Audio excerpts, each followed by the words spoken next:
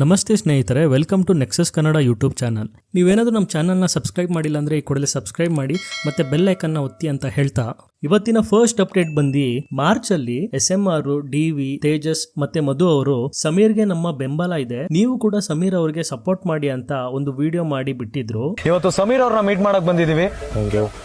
Don't worry Sameer, ಯುದ್ಧ ಮಾಡಕ್ ನಿಂತ ಮೇಲೆ ಸೈನಿಕರ ಲೆಕ್ಕ ಹಾಕ್ಬಾರ್ದು. ಇಡೀ ಕರ್ನಾಟಕ ನಮ್ ಜೊತೆ ಇದೆ. ಏನಂತಾರೆ darlings? We need your support. We are with you, Sameer. ನಿಮ್ ಸಪೋರ್ಟ್ ಬೇಕು. ಈ ಕೊಟ್ಟಿರೋ ಪ್ರೀತಿಗಿಂತ ಇನ್ನೂ ಹೆಚ್ಚು ಪ್ರೀತಿ ಕೊಡಿ ಅಂಡ್ ನಿಮ್ ಸಪೋರ್ಟ್ ಬೇಕು. ಆದ್ರೆ ಇವಾಗ ಧರ್ಮಸ್ಥಳದಲ್ಲಿ ಏನೇ ನಡೀತಿದೆ ಅಂತ ನಿಮಗೆ ಗೊತ್ತೇ ಇದೆ. ಸಮೀರ್ ಅವರು AI ಜನರೇಟೆಡ್ ವಿಡಿಯೋಸ್ ನ ಯೂಸ್ ಮಾಡ್ಕೊಂಡು ಜನರಿಗೆ ತಪ್ಪು ಮಾಹಿತಿ ಕೊಡ್ತಾ ಇದ್ದಾರೆ ಅಂತ ಅವ್ರನ್ನ ಅರೆಸ್ಟ್ ಮಾಡಕ್ಕೆ ಪೊಲೀಸ್ ಅವರು ಸಮೀರ್ ಅವರ ಮನೆಗೆ ಬಂದಿದ್ರು. ಬಟ್ ಸಮೀರ್ ಅವರು ಅಲ್ಲಿ ಇರ್ಲಿಲ್ಲ. ಅದಾದ್ಮೇಲೆ ಸಮೀರ್ ಅವರು ಕೋರ್ಟ್ ಮೆಟ್ಟಿಲು ಹೇರಿ ಬೇಲ್ ನ ಕೇಳಿದ್ರು. ಮತ್ತೆ ಕೋರ್ಟ್ ಅವರಿಗೆ ಆಂಟಿಸಿಪೇಟರಿ ಬೇಲ್ ಕೂಡ ಕೊಡ್ತು. ಸೊ ಇವಾಗ ಸುಮಾರು ಜನ SMR ಅವರಿಗೆ, DV ಅವರಿಗೆ ಮತ್ತೆ ತೇಜಸ್ ಅವರಿಗೆ ಪ್ರಶ್ನೆ ಮಾಡ್ತಾ ಇದ್ದಾರೆ, ನೀವು ಅವತ್ತು ಸಮೀರ್ಗೆ ನಮ್ಮ ಬೆಂಬಲ ಇದೆ ಅಂತ ವಿಡಿಯೋ ಮಾಡಿದ್ರಿ, ಬಟ್ ಇವಾಗ ಯಾಕೆ ನೀವು ಸಮೀರ್ಗೆ ಸಪೋರ್ಟ್ ಮಾಡ್ತಾ ಇಲ್ಲ? ನಿಮ್ ಪಾಟಿಗೆ ನೀವು ಸೈಲೆಂಟ್ ಆಗಿದ್ದೀರಲ್ಲ, ಏನ್ ಕಾರಣ ಅಂತ ಕೇಳಿದ್ದಾರೆ. ಸೊ ಅದಕ್ಕೆ ನಿನ್ನೆ SMR ಅವರು ತಮ್ಮ ಇನ್ಸ್ಟಾಗ್ರಾಮ್ ಚಾನಲ್ ಅಲ್ಲಿ ಒಂದು ಕ್ಲಾರಿಟಿ ವಿಡಿಯೋನ ಅಪ್ಲೋಡ್ ಮಾಡಿದ್ದಾರೆ. ಅದರಲ್ಲಿ ಅವರು ಏನ್ ಹೇಳಿದ್ದಾರೆ ಅಂದ್ರೆ, ನಾವು ಅವತ್ತು ಸಮೀರ್ ಅವ್ರಿಗೆ ಬೆಂಬಲ ತೋರಿಸಿದ್ದು ಸೌಜನ್ಯ ಅವರಿಗೆ ಜಸ್ಟಿಸ್ ಸಿಗ್ಲಿ ಅಂತ. ಆದ್ರೆ ಇವತ್ತು ಈ ಒಂದು ವಿಚಾರ ಧರ್ಮಕ್ಕೆ ಮತ್ತೆ ದೇವಸ್ಥಾನ ಹತ್ರ ಬಂದು ನಿಂತಿದೆ. ನಾವು ಧರ್ಮದ ಬಗ್ಗೆ ಆಗ್ಲಿ ದೇವಸ್ಥಾನದ ಬಗ್ಗೆ ಆಗ್ಲಿ ಯಾವತ್ತೂ ವಿರುದ್ಧವಾಗಿ ನಿಂತಿಲ್ಲ ಅಂತ ಹೇಳಿದ್ದಾರೆ. ನಾನು ವಿಡಿಯೋ ಪ್ಲೇ ಮಾಡ್ತೀನಿ, ನೀವು ನೋಡ್ಕೊಂಡ್ ಬನ್ನಿ. ಬ್ರೋ ಯುದ್ಧ ಮಾಡೋ ಸೈನಿಕರಲ್ವಾ ನೀವು? ಯಾಕೆ ಯುದ್ಧ ಮಾಡಕ್ ಹೋಗಿಲ್ವಾ? ಬ್ರದರ್, ಈ ಯುದ್ಧ ಶುರುವಾಗಿದ್ದು ನಮ್ಮ ಸೌಜನ್ಯ ಅವ್ರಿಗೆ ನ್ಯಾಯ ಕೊಡಿಸೋ ನಿಟ್ಟಿನಲ್ಲಿ. ಈ ಯುದ್ಧದಲ್ಲಿ ನಾವು ಅವತ್ತೂ ಇದ್ವಿ, ಮುಂದೇನೂ ಇರ್ತೀವಿ. ಬಟ್ ಇದು ವಿಚಾರ ಅಲ್ಲಿಂದ ಶುರುವಾಗಿದ್ದು ಇವತ್ತು ದೇವಸ್ಥಾನ ಧರ್ಮದವರೆಗೂ ಹೋಗಿ ಕೂತಿದೆ. 5 ತಿಂಗಳಿಂದ ನಾವೆಲ್ಲ ಒಂದು ವಿಡಿಯೋ ಮಾಡಿರ್ತೀವಿ. ಅದೇನಂತ ಅಂದ್ರೆ ಜಸ್ಟಿಸ್ ಫಾರ್ ಸೌಜನ್ಯ ಅಂತ. ಇವಾಗ ಆ ವಿಡಿಯೋನ ಹಿಡ್ಕೊಂಡು ಬೇರೆ ತರ ಹೆಂಗ್ ಬೇಕಂಗೆ ಮಾತಾಡ್ತಾ ಇರೋ ಜನಗಳಿದ್ದಾರೆ. ಸೊ ನಮಗೆ ಅವಾಗ ಕಮೆಂಟ್ಸ್ ಬರ್ತಾ ಇತ್ತು, ನಿಮ್ಮ ಮನೇಲಿ ಆಗಿದ್ರೆ ಇದೇ ತರ ಇರ್ತಾ ಇದ್ರ, ನಿಮ್ಮ ಗೊತ್ತಿರುವಂತ ಹೆಣ್ಮಕ್ಳಿಗಾಗಿದ್ರೆ ನೀವು ನ್ಯಾಯ ಕೇಳ್ತಾರ ಇಲ್ವಾ ಅಂತ ಅಂದ್ರಿ. ಆ ಕಾರಣಕ್ಕೋಸ್ಕರ ನಾವು ಆ ಜಾಗಕ್ಕೆ ಹೋಗಿ ನಿಂತ್ಕೊಂತೀವಿ, ನಮ್ಮ ಜನ ನಮಗೆ ಹೇಳ್ತಾರೆ ಅಂತ. ಆದ್ರೆ ಅವತ್ತು ನಿಂತ್ಕೊಂಡಿದ್ದಕ್ಕೆ ಇವತ್ತು ನಮಗೆ ತುಂಬಾ ನೆಗೆಟಿವ್ ಆಗಿ ಮಾತಾಡ್ತಾ ಇದ್ದಾರೆ. ನಾನು ಅವತ್ತು ಇವತ್ತು ಹೇಳ್ತಿರೋದು ಒಂದೇ ಮಾತು, ಜಸ್ಟಿಸ್ ಫಾರ್ ಸೌಜನ್ಯ ಅಂತ. ಇಡೀ ಕರ್ನಾಟಕದ ಜನ ಎಲ್ಲ ಕಾರಣ ಆದ್ರು ಅವತ್ತು ನಾವು ವಿಡಿಯೋ ಮಾಡೋದಕ್ಕೆ. ಇವತ್ತು ಅಷ್ಟೇನೆ ಕೆಲವೊಂದು ಕಿಡಿಗೇಡಿಗಳು ಕಾರಣ ಈ ವಿಡಿಯೋದಲ್ಲಿ ನಿಮಗೆ ಕ್ಲಾರಿಫಿಕೇಶನ್ ಕೊಡ್ತಾ ಇರೋದಕ್ಕೆ. ಯಾಕಂತ ಅಂದ್ರೆ ಅವತ್ತು ನಾವು ಹೋಗಿದ್ ಒಂದೇ ಉದ್ದೇಶ, ಆ ಹೆಣ್ಮಗುಗೆ ಅನ್ಯಾಯ ಆಗಿದೆಯಲ್ಲ ಅದಕ್ಕೆ ನ್ಯಾಯ ಕೊಡ್ಸೋ ದಾರಿಲಿ ಹೋದ್ರೆ ಎಲ್ಲೋ ಒಂದು ಅಳಿ ಸೇವೆ ಆಗ್ಬೋದು. ಆ ನಾವು ಕೂಗ್ತಾ ಇರೋಂಥ ಕೂಗು ನಿಮ್ಮೆಲ್ಲರ ಪರವಾಗಿ ಗೌರ್ಮೆಂಟಿಗೆ ತಲುಪಬಹುದು ಅನ್ನೋ ಒಂದು ಉದ್ದೇಶಕ್ಕೆ ಹೋಗಿದ್ದು. ಅದು ಬಿಟ್ರೆ ನಾವು ಯಾವುದೇ ಜಾತಿ, ಧರ್ಮ, ದೇವಸ್ಥಾನ ಯಾವುದು ಇದುವರೆಗೂ ವಿಡಿಯೋದಲ್ಲಿ ತಂದಿಲ್ಲ. ದೇಶದ್ರೋಹಿ ಕೆಲಸನ ಮಾಡಿಲ್ಲ, ಧರ್ಮ ವಿರೋಧ ಕೆಲಸನ ಮಾಡಿಲ್ಲ. ಯಾಕಂತಂದ್ರೆ ಆ ಟೈಮಲ್ಲಿ ನಾವು ಏನ್ ಮಾತಾಡ್ತಿದ್ವಲ್ಲ, ಆ ಸಮಯದಲ್ಲಿ ಯಾವುದೇ ದೇವಸ್ಥಾನ ಆಗ್ಲಿ ಯಾವುದೇ ಧರ್ಮ ಆಗ್ಲಿ ಟಾಪಿಕ್ ಅಲ್ಲಿ ಇರಲಿಲ್ಲ. ಒಂದೇ ಇದ್ದಿದ್ದು ಸೌಜನ್ಯ ಅವ್ರಿಗಾಗಿರುವಂತಹ ಅನ್ಯಾಯ. ನಮ್ಮ ಕರ್ನಾಟಕದಲ್ಲಿರುವಂತಹ ಹಲವು ಆಟೋ ಚಾಲಕರು, ಕ್ಯಾಬ್ ಚಾಲಕರೆಲ್ಲ ಆ ಪೋಸ್ಟರ್ನ ತಗೊಂಡು ಅವರ ಬಾನೆಟ್ ಮೇಲೆ, ವಿಂಡ್ಶೀಲ್ಡ್ ಮೇಲೆಲ್ಲ ಹಾಕೊಂಡು ಧ್ವನಿ ಎತ್ತಿದ್ರು. ಹಾಗಂದ್ ಮಾತ್ರಕ್ಕೆ ಈಗ ಅವರೆಲ್ಲ ದೇಶದ್ರೋಹಿಗಳು, ಧರ್ಮದ್ರೋಹಿಗಳು, ಹಿಂದೂ ವಿರೋಧಿಗಳು ಅಂತ ಅಲ್ಲ.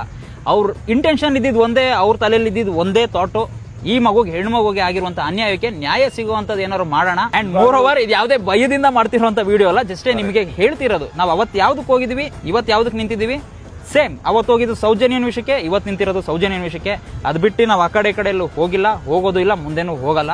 ಇದು ಹೌದು, ನಮಗೆ ಕ್ಲಾರಿಟಿ ಇದನ್ನು ಕೊಡಬೇಕು ಆಗಿರುವಂತ ನೆಸಿಟಿ ಬಂದಿದ್ದು ಒಂದೇ ರೀಸನ್. ನಮ್ಮನ್ನ ನೋಡೋ ಜನ ನಮ್ಮ ಹತ್ರ ಕ್ಲಾರಿಫಿಕೇಶನ್ ಕೇಳ್ತಾ ಇದ್ದಾರೆ. ನಮ್ಮನ್ನ ಇಷ್ಟು ದಿನ ಬೆಳೆಸಿರುವಂತ ಜನ ಕೇಳ್ತಾ ಇದ್ದಾರೆ. ನಮ್ಗೆ ಯಾರೋ ಮಾಡು ಅಂದ್ರೆ ನಾವೆಲ್ಲ ಮಾಡೋಷ್ಟು ಫ್ರೀಯಾಗಿ ಕೂತಿರಲ್ಲ. ನಮಗೆ ಅನ್ನಿಸ್ತು, ಹೌದು ಈ ಟೈಮ್ ನಾವು ನೀವು ಅವತ್ತು ಹೇಳಿದ್ರಿ ನಿಮ್ಮನೆ ಹೆಣ್ಮಗಳು ಹೀಗಾಗಿದ್ರೆ ನಿಮ್ಮ ಅಕ್ಕ ತಂಗಿ ಇದನ್ನೇ ಹೇಳಿದಿರಾ. ಸೊ ಸೌಜನ್ಯ ಯಾರು ಬೇರೆ ಹೆಣ್ಮಗಳಲ್ಲ, ಅವಳು ನಮ್ಮ ತಂಗಿ ಅಕ್ಕ ಇದ್ದಂಗೆನೆ. ಸೊ ಅದಕ್ಕೋಸ್ಕರ ನಿಂತಿದ್ದೆ ಹೊರತು ಅವತ್ತು ನಾವು ಅಲ್ಲಿದ್ದ ಸಂದರ್ಭ ನೆನೆಸ್ಕೊಂಡ್ರೆ ಇಡೀ ಕರ್ನಾಟಕನೇ ಒಗ್ಗಟ್ಟಾಗಿದೆ. ಹೌದು, ಟು ಬಿ ಆನೆಸ್ಟ್, ಹೌದು, ತುಂಬಾ ತುಂಬಾ ಭಾಗಗಳಾಗೋಗಿದೆ, ಛಿದ್ರ ಆಗೋಗಿದೆ. ಸೊ ಉದ್ದೇಶ ಕರೆಕ್ಟ್ ಆಗಿದ್ದು ನ್ಯಾಯ ಕೊಡ್ಸೋದ್ರ ಪರವಾಗಿದ್ರೆ ಯುದ್ಧ ಮಾಡಕ್ಕೆ ಇವತ್ತು ಯುದ್ಧ ಮಾಡೋಣ. ಬಟ್ ಉದ್ದೇಶ ಬೇರೆ ಬೇರೆ ಕಡೆ ಡೈವರ್ಟ್ ಆಗಿ ಧರ್ಮ ದೇವಸ್ಥಾನ ತೆಗಿತಾ ಇದಾರಂತೆ. ನಾವು ಬುದ್ಧನ್ ತರ ಇದ್ಬಿಡ್ತೀವಿ ಅಷ್ಟೇ.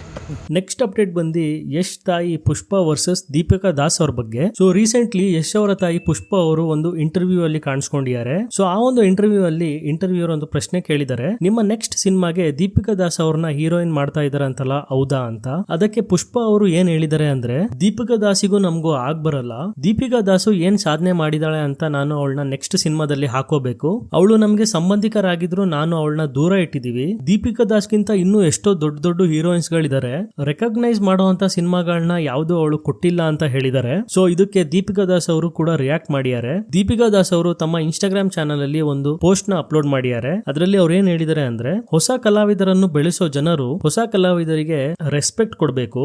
ನಾನು ಇಲ್ಲಿವರೆಗೂ ಯಾರ ಹೆಸರು ಹೇಳ್ಕೊಂಡು ಬಂದಿಲ್ಲ, ಮುಂದೆ ಬರೋದು ಇಲ್ಲ. ನಾನು ಇಲ್ಲಿವರೆಗೂ ಏನು ಸಾಧನೆ ಮಾಡ್ದಲೇ ಇರಬಹುದು.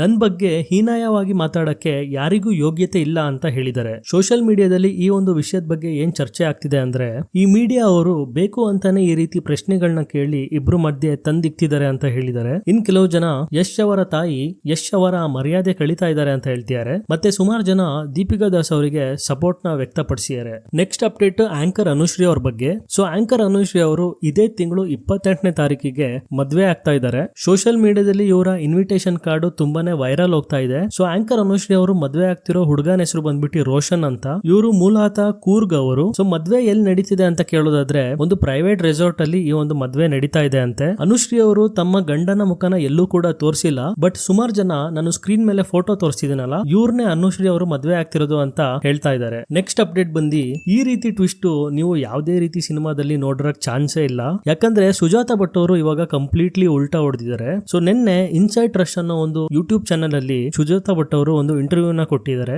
ಆ ಒಂದು ಇಂಟರ್ವ್ಯೂ ಅಲ್ಲಿ ಇಂಟರ್ವ್ಯೂವರ್ ಪ್ರಶ್ನೆ ಕೇಳಿದ್ದಾರೆ, ನಿಜವಾಗ್ಲೂ ಅನನ್ಯ ಭಟ್ ಅವರು ನಿಮ್ಮ ಮಗಳ ಅಂತ. ಅದಕ್ಕೆ ಸುಜಾತಾ ಭಟ್ ಅವರು, ಇಲ್ಲ ಅನನ್ಯ ಭಟ್ ನನ್ನ ಮಗಳಲ್ಲ, ನಾನು ಅನನ್ಯ ಭಟ್ ಬಗ್ಗೆ ಹೇಳಿರೋದೆಲ್ಲ ಸುಳ್ಳು. ನನ್ನ ತಾತನ ಆಸ್ತಿಲಿ ನನಗೆ ಸ್ವಲ್ಪ ಪಾಲ್ ಬರ್ಬೇಕಿತ್ತು, ಅದು ನನಗೆ ಬರ್ದಲೇ ಇರೋ ಕಾರಣ ನಾನು ಈ ರೀತಿ ಸುಳ್ಳುಗಳನ್ನ ಹೇಳ್ಬೇಕಾಗಿ ಬಂತು. ನನಗೆ ಕೆಲವು ಜನಗಳು ಹೇಳಿಕೊಟ್ರು ಈ ರೀತಿ ಸುಳ್ಳು ಹೇಳು ಅಂತ, ಹಂಗಾಗಿ ನಾನು ಈ ರೀತಿ ಹೇಳ್ದೆ. ಅದಕ್ಕೆ ಇಂಟರ್ವ್ಯೂ ಕೇಳಿದರೆ, ಯಾರು ನಿಮಗೆ ಈ ರೀತಿ ಸುಳ್ಳು ಹೇಳು ಅಂತ ಹೇಳ್ಕೊಟ್ಟಿದ್ದು ಅಂತ ಕೇಳಿದ್ದಕ್ಕೆ ಸುಜಾತಾ ಭಟ್ ಅವರು, ಗಿರೀಶ್ ಮಟ್ಟಣ್ಣವರ್ ಮತ್ತೆ ಜಯಂತ್ ಟಿ ಅವರು ನನಗೆ ಹೇಳ್ಕೊಟ್ರು ಅಂತ ಹೇಳಿದ್ದಾರೆ. ಸೋಷಿಯಲ್ ಮೀಡಿಯಾದಲ್ಲಿ ಸುಜಾತಾ ಭಟ್ ಅವರ ಇಂಟರ್ವ್ಯೂ ತುಂಬಾನೇ ವೈರಲ್ ಹೋಗ್ತಾ ಇದೆ. ಈ ವಿಡಿಯೋದ ಬಗ್ಗೆ ಸುಮಾರು ಜನ ಏನ್ ಹೇಳ್ತಾ ಇದ್ದಾರೆ ಅಂದ್ರೆ, ನೆಕ್ಸ್ಟ್ ಅಪ್ಡೇಟ್ ಬಂದು ಟಿಕ್ ಟಾಕ್ ಬಗ್ಗೆ. ಸೊ ನಾನು ಲಾಸ್ಟ್ ವಿಡಿಯೋದಲ್ಲಿ ಹೇಳಿದೆ, ಸುಮಾರು ಜನ ಟಿಕ್ ಟಾಕ್ ವೆಬ್ಸೈಟ್ ನ ಆಕ್ಸೆಸ್ ಮಾಡ್ತಾ ಇದ್ದಾರೆ ಅಂತ. ಮೆಜಾರಿಟಿ ಮೆಂಬರ್ಸ್ ಗೆ ಟಿಕ್ ಟಾಕ್ ವೆಬ್ಸೈಟ್ ಶೋ ಆಗ್ತಾ ಇತ್ತು. ಸೊ ಹಂಗಾಗಿ ಸುಮಾರು ಜನ ಅಕೌಂಟ್ ನ ಕ್ರಿಯೇಟ್ ಮಾಡಿ ಟಿಕ್ ಟಾಕ್ ನ ಯೂಸ್ ಕೂಡ ಮಾಡ್ತಾ ಇದ್ರು. ಟಿಕ್ ಟಾಕ್ ಬ್ಯಾನ್ ನ ಗವರ್ಮೆಂಟ್ ಅವರು ರಿಮೂವ್ ಮಾಡಿದಾರ. ಸೊ ಇದಕ್ಕೆ ಗವರ್ಮೆಂಟ್ ಆಫ್ ಇಂಡಿಯಾ ಒಂದು ಸ್ಟೇಟ್ಮೆಂಟ್ ನ ರಿಲೀಸ್ ಮಾಡಿದ್ದಾರೆ. ನಾವು ಯಾವುದೇ ರೀತಿ ಟಿಕ್ ಟಾಕ್ ಬ್ಯಾನ್ ನ ತೆಗ್ದಿಲ್ಲ. ನೀವೆಲ್ಲಾದ್ರೂ government of India TikTok ban ನ ತೆಗ್ದಿದ್ದಾರೆ ಅಂತ ಕೇಳಿದ್ರೆ ಅದು ಸುಳ್ಳು ಅಂತ ಹೇಳಿದ್ದಾರೆ. ನೆಕ್ಸ್ಟ್ ಅಪ್ಡೇಟ್ ಬ್ಯಾಂಗ್ಳೂರಿಂದ. ಬ್ಯಾಂಗ್ಳೂರಲ್ಲಿ ಸ್ನ್ಯಾಬಿಟ್ ಅಂತ ಒಂದು ಕಂಪನಿ ಇದೆ. ಸೊ ಇವರು ಏನ್ ಸರ್ವಿಸ್ ಪ್ರೊವೈಡ್ ಮಾಡ್ತಾರೆ ಅಂದ್ರೆ, ನಿಮ್ಗೆ ಮನೆ ಕೆಲಸದಲ್ಲಿ ಸಹಾಯ ಬೇಕಂದ್ರೆ ಸೊ ಆ ಒಂದು ಸರ್ವಿಸಸ್ ನ ಇವರು ಪ್ರೊವೈಡ್ ಮಾಡ್ತಾರೆ. ಫಾರ್ ಎಕ್ಸಾಂಪಲ್, ನಿಮ್ಗೆ ಏನಾದ್ರು ಬಟ್ಟೆ ಒಗ್ಕೊಡಕ್ಕೆ, ಪಾತ್ರೆ ತೊಳ್ಕೊಡಕ್ಕೆ ಅಥವಾ ನೆಲ ಒರ್ಸಕ್ಕೆ ಕೆಲಸದವರು ಬೇಕಂದ್ರೆ ಇವರು ಅದನ್ನ ಪ್ರೊವೈಡ್ ಮಾಡ್ತಾರೆ. ರೀಸೆಂಟ್ಲಿ ಒಂದು ಸೋಷಿಯಲ್ ಮೀಡಿಯಾದಲ್ಲಿ ಒಂದು ವಿಡಿಯೋ ತುಂಬಾನೇ ವೈರಲ್ ಹೋಗ್ತಾ ಇದೆ. ಈ ಒಂದು ಆಪ್ ನ ಯೂಸ್ ಮಾಡ್ಕೊಂಡು ಒಬ್ಬ ವ್ಯಕ್ತಿ ಬೆಂಡೆಕಾಯಿನ ಕಟ್ ಮಾಡಕ್ಕೆ ಕೆಲಸದವ್ರನ್ನ ಮನೆಗೆ ಕರ್ಸ್ಕೊಂಡಿರ್ತಾನೆ. ಆಸ್ಟ್ರಾಲ್ ಬೆಂಡೆಕಾಯಿ ಕಟ್ ಮಾಡಕ್ಕೆ ಕೆಲಸದವ್ರನ್ನ ಯಾರು ಕರೆಸ್ತಾರೆ ಗುರು ಅಂತ ಸೋಷಿಯಲ್ ಮೀಡಿಯಾದಲ್ಲಿ ಸುಮಾರು ಜನ ಚರ್ಚೆ ಮಾಡ್ತಾ ಇದ್ದಾರೆ. ನೀವು ಕಮೆಂಟ್ಸ್ ನ ನೋಡಬಹುದು. ಇಷ್ಟೊಂದು ಲೇಜಿ ಆಗ್ಬೇಡ ಅಂತ ಸ್ವಲ್ಪ ಜನ ಕಮೆಂಟ್ ಹಾಕಿದ್ದಾರೆ. ಇನ್ ಕೆಲವು ಜನ ಇದೊಂದು ಪ್ರಮೋಷನಲ್ ಟ್ಯಾಕ್ಟಿಕ್ ಅಂತ ಹೇಳ್ತಾ ಇದ್ದಾರೆ. ನಾನು ವಿಡಿಯೋನ ಪ್ಲೇ ಮಾಡ್ತೀನಿ, ನೋಡ್ಕೊಂಡು ಬನ್ನಿ. My roommate is next level only, da. See, our deal was simple, okay? I'll cook and he'll cut the veggies. But this fellow, instead of cutting, he called the snabbit akka just to cut bindi. Bro is like living in 2050 or what? One psych only is. ಇದಾಗಿತ್ತು ಇವತ್ತಿನ top trending news. ನೀವೇನಾದ್ರೂ ನಮ್ಮ ವಿಡಿಯೋನ like ಮಾಡಿಲ್ಲ ಅಂದ್ರೆ ಈ ಕೂಡ like ಮಾಡಿ, ಶೇರ್ ಮಾಡಿ, ಸಬ್ಸ್ಕ್ರೈಬ್ ಮಾಡಿ ಮತ್ತು ಬೆಲ್ ಐಕನ್ನ ಒತ್ತಿ ಅಂತ ಹೇಳ್ತಾ ಥ್ಯಾಂಕ್ ಯು.